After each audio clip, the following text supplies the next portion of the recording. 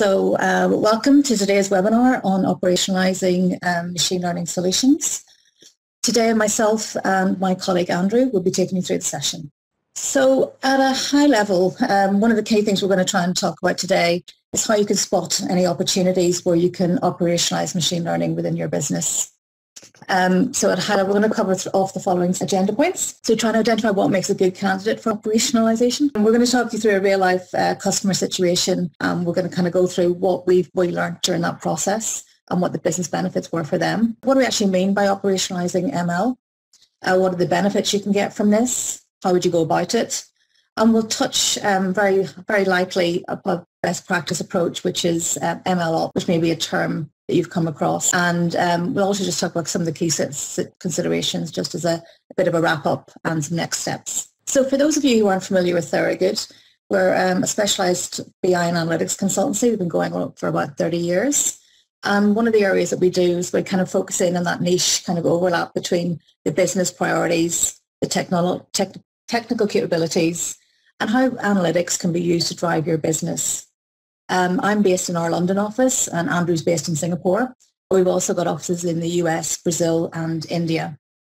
And we cover the whole kind of end-to-end life cycle. So from setting up strategies, design, implementation, and training and empowerment and ongoing support and maintenance. So we do the full gambit. We very much focus in on BI and analytics. Just to give you a flavour of the kind of companies that we work with, we tend to focus in on kind of four main kind of verticals. So consumer packaged goods, pharmaceuticals, insurance and banking. So we're just going to start off here with talking a little bit about machine learning. So there are a lot of terms that kind of get bandied about and are kind of used interchangeably, I think both from a vendor point of view, but also from within the business, such as AI, obviously ML or machine learning we're going to cover today, analytics, data science. But the machine learning is really our focus today, and really that's kind of a subset of AI or artificial intelligence. And the difference being here that as new data gets added into your algorithms, it's enabled to actually teach itself and to learn as new data gets pushed through the system. We aren't going to do a deep dive on machine learning today. At the end, I will share some links to some webcasts where we cover some of these topics in more detail. But today, it's much more of a high-level approach. One of the areas that I think we're going to look at is moving from that experimentation stage, operationalizing. So when you're doing the experiments, it tends to be a bit more ad hoc. You're kind of testing some stuff out. Quite often you'll spin up some service on the cloud, so you can kind of just do some testing and see if that's actually going to give you some business value. Not necessarily done in the most efficient or kind of best practice way, but it is just a way to get going and see, is there any business benefit in doing something like that? Once you do find something there, then I think that's the point where you decide whether you want to operationalize it. And what you can do then is kind of get the availability of scale. And underpinning all of that is the combination of what tools are you going to use, what data do you have available, what's the best practice for the processes to ensure it's scalable, and who are the right kind of people to have involved in this. So first we're going to look at how to spot opportunities. So what makes a good candidate? It might seem a bit obvious here, but first of all, you've actually done a successful experiment and you've got a good result from it. The whole point of doing the experimentation is it's kind of low risk, low cost. So if you actually don't find any benefit from it, you can just throw it away and start again. But if you do find that kind of nugget of insight, then what is useful to see how you can actually take that forward and make it even more business value. Again, there's no point in doing analytics or data science or ML just for the sake of doing it and kind of ticking a box off in terms of, yes, I need to be seen to be doing some of these key buzzwords. It really has to be something that you can actually take action on. So it delivers value for you as a business and is something that actually is going to be a business benefit. It's not just a checkbox. As humans, we can quite easily start off doing an experiment. One of the customers I'm working with at the minute, what they did was they started off and actually got quite a successful model running for one category in one market.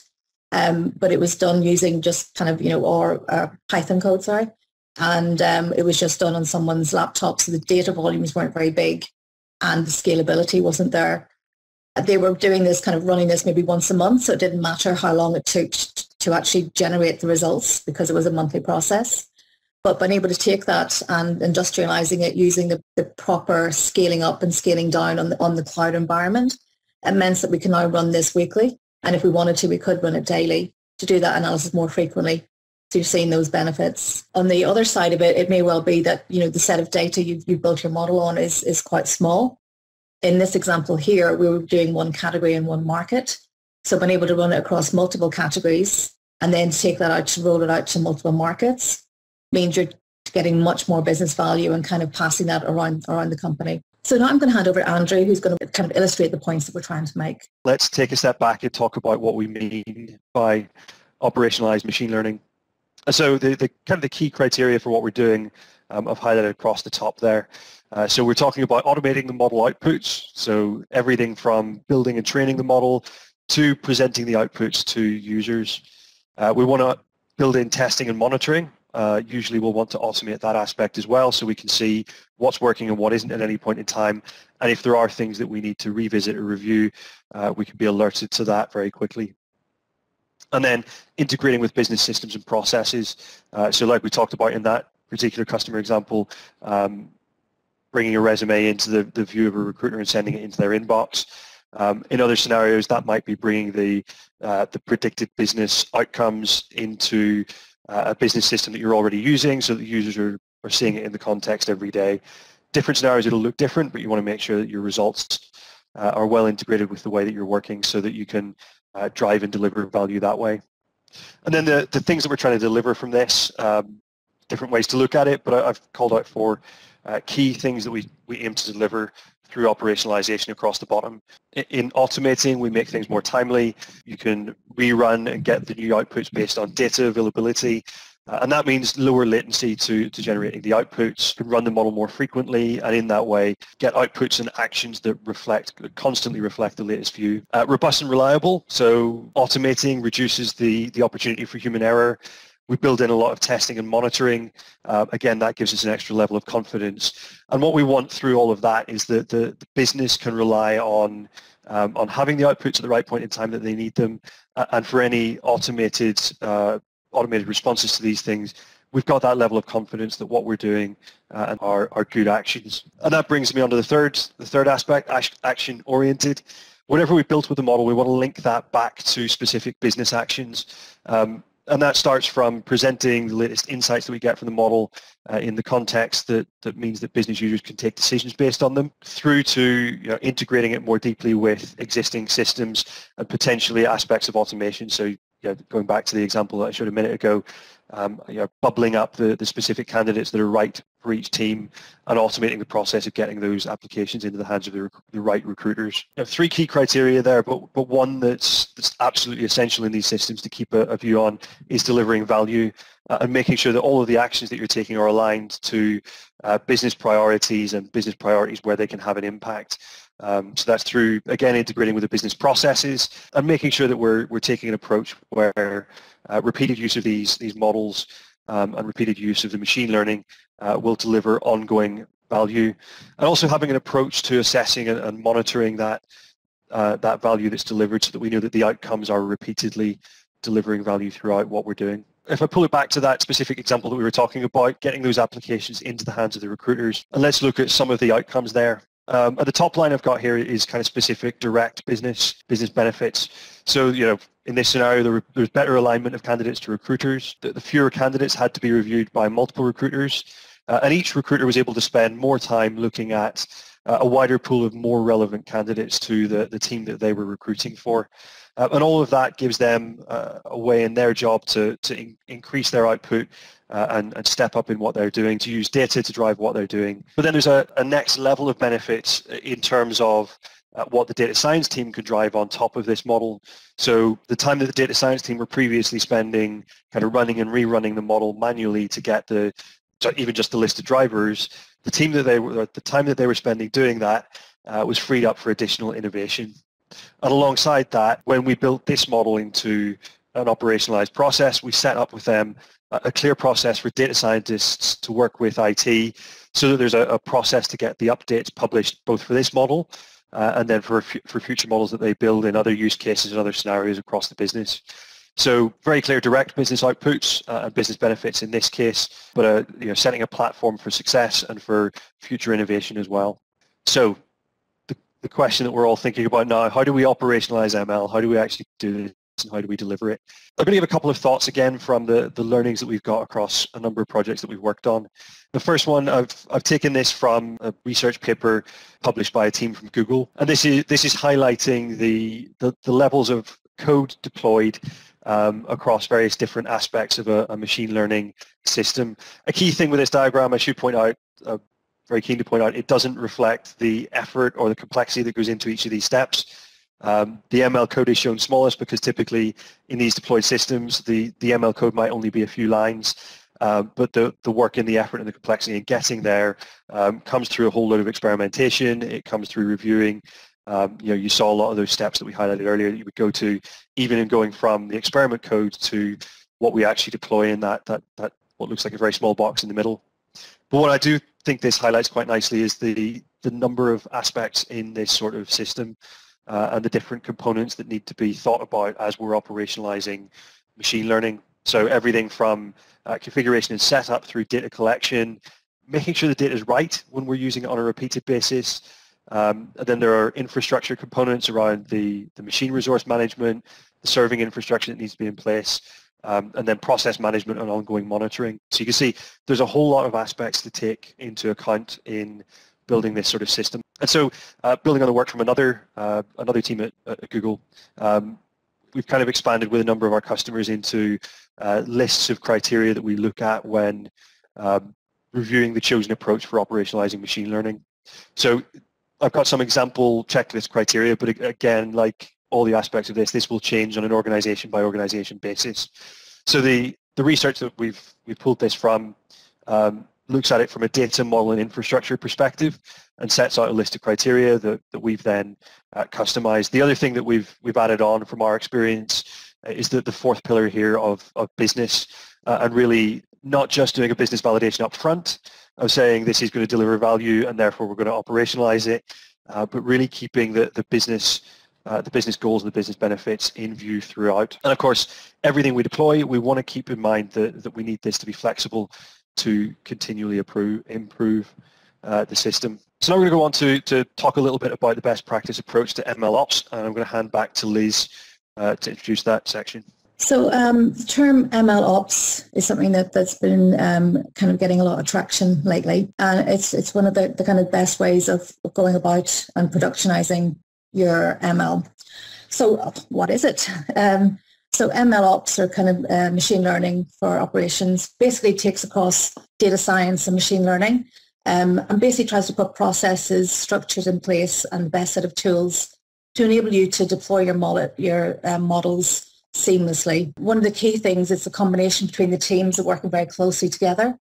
So it ensures we've got things like governance, we're going through validation, ongoing monitoring, and ensuring that data and is tracked. So we'll come on to some of those kind of key points or one of the benefits of ML Ops in a second. But kind of underpinning all of that is reducing the time to deliver. So we're getting faster deployments, giving you that flexibility and agility to respond to any business opportunities. And basically it's a real step change in productivity. So it really is the idea of really building out that team and making it a seamless deployment. As you might expect, a lot of the key vendors are really starting to step up their game and giving offerings in these different areas. So the key players that we work with a lot are Azure, AWS, and Databricks. And again, there's a combination of tools. It isn't necessarily a one-stop fits all. Some of the different tools available would be kind of low code or no code versus something like Databricks, which is quite code intensive. But the idea being there that depending on what your situation is, the principles behind ML Ops, you do not need to use components from all of these vendors. You need to see as an organization what really works for you. So in terms of ML Ops and kind of the aims of why you would implement it, there are a few things here that we want to kind of call out.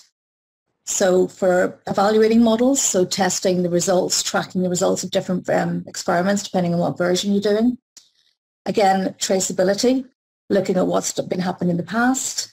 The idea that you can set up some code banks and you can reuse those assets. So it could be models, it could be data sets, it could be pipelines, but anything that would basically make you more efficient and more cost effective is obviously a key benefit. Reducing the manual aspects of the modeling, so where you can automate the model training And that could be something like a certain frequency you would trigger that it will rerun it. Or you can monitor the data that's coming into your model. And where we'll call it data drift, where if you see that the data sets that are coming in now versus what's come in historically is varied to a certain degree, and that will be a trigger again to start to redo your model and retrain it. Versioning, obviously if we've got code bases, we want to make sure we've got the latest version. And also it ensures that we've got the right version, in your dev environment and through to your production environment. So there's no kind of issue with compatibility between environments. Obviously, the ability to scale up and scale out is key. Also in terms of being cost effective. If you're only running your model at certain points during the day, week or month, then you can scale up your processing during that time and then scale it back down when it's not needed. So you're not using heavily resources all of the time. And I think one of the key things with this more agile way of working is to be able to react to business needs and being able to do that much faster. So you see a new business opportunity, you can implement and deploy very quickly and then scale that back out again. So I think that fast feedback loop is key. And being able to replicate the same processes. So I think I mentioned the example earlier where we've done it in one market.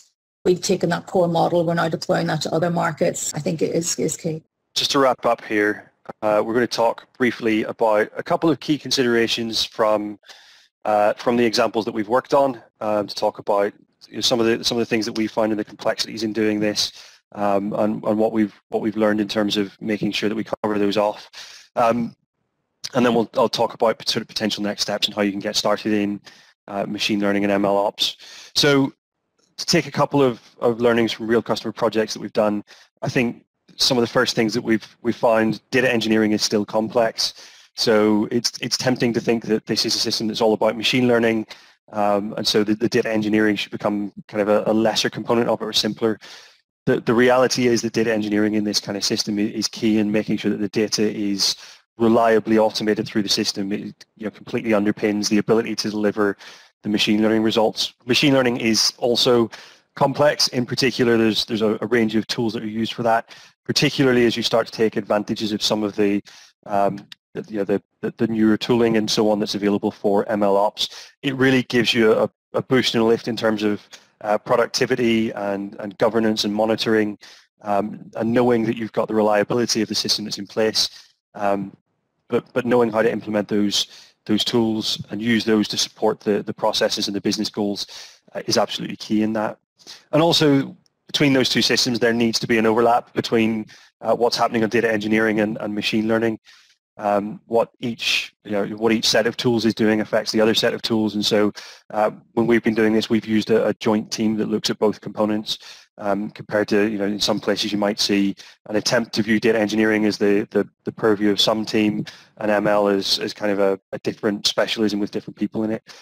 Typically we find it works better with a joined up, synced team who are able to work on both the data engineering and the machine learning components.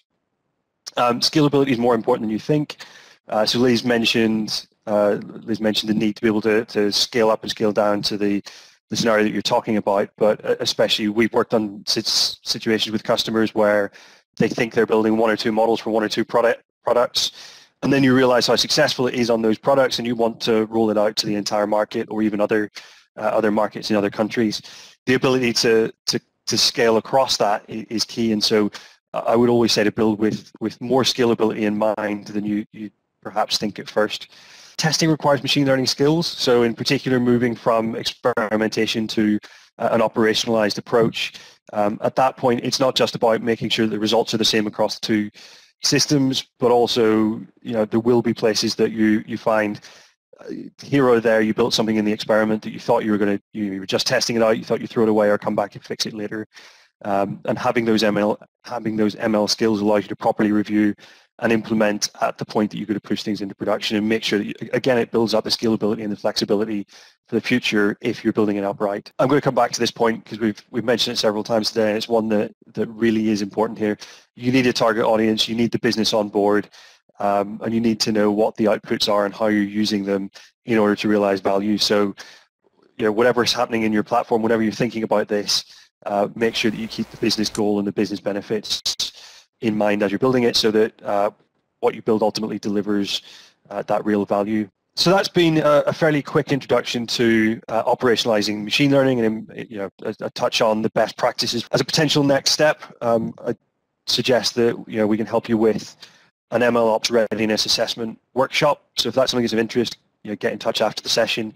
We can tailor this to exactly what you need for you and your organization, but typically we like to include a few different kind of key steps in that. So level setting on understanding. So we could talk through again some of the opportunities and benefits and review how those align to your organizational priorities. We can look at the tooling available. As Liz mentioned, that can align to a number of different vendors, and we can help you figure out how that aligns to your organizational standards. From there, we'd look to establish kind of an organizational baseline for where are you with machine learning, how is your organization set up, what projects have you had in the past, what projects have you got coming up, and what processes do you have already around either the experimental machine learning, operationalizing it, or where are you in that journey. And then from there, we can help you understand the opportunities to deliver additional value through ML Ops. And so Liz mentioned a number of different aspects of that and all of the different steps that you can take. For any organization, there will be steps that you'll want to take immediately and prioritize and immediately plan some of those improvements. For other changes to processes, maybe those are things that come down the line as you mature in your organization, as you start to deliver more projects, more machine learning solutions.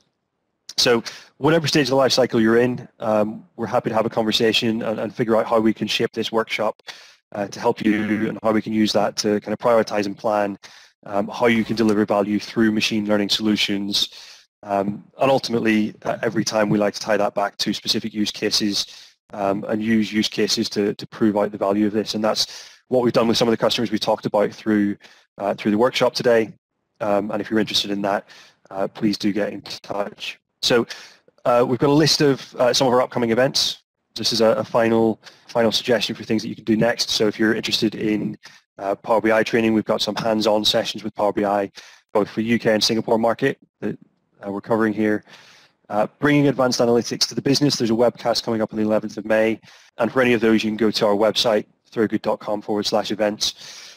Also today, we've very briefly touched on ML Ops. And from a kind of business benefits perspective, if you want to see a more technical overview of it and more detail on what the different aspects of it are and how you can apply that, we have got a webcast that's already published.